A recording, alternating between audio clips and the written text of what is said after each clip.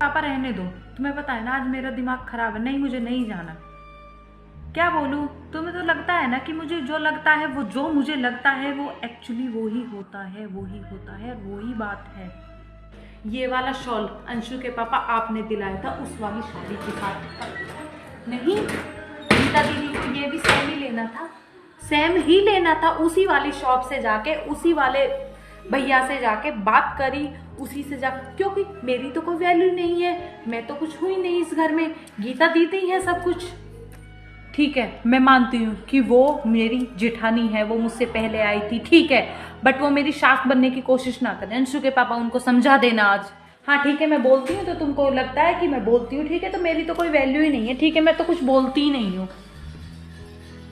हाँ ठीक है, मुझे क्यों लेनी किसी के बारे में टेंशन, मैं कुछ बोलती ही नहीं हूँ, ठीक है। हाँ आपको एक बात और बताती हूँ, आप बोलते हो ना कि भेदभाव नहीं करती, नहीं करती मैं अंशु के पापा भेदभाव।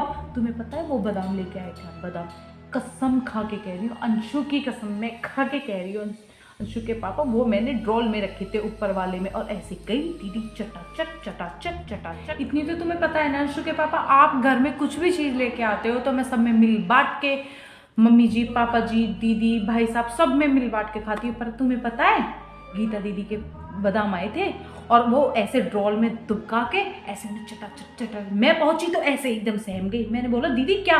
नहीं नहीं, ऐसे करने लगी, नहीं नहीं, जैसे कि हाँ मैं तो पागल हूँ, मैं तो कुछ जानती ही नहीं हूँ।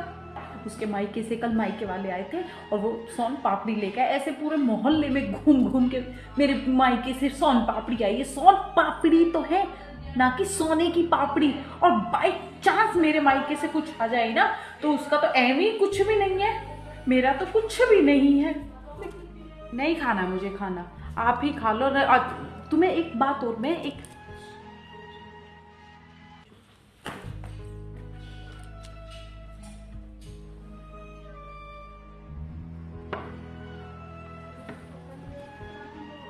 जी दीदी, जी हाँ दीदी आ रहे हैं मेरे अंशु के पापा खाने।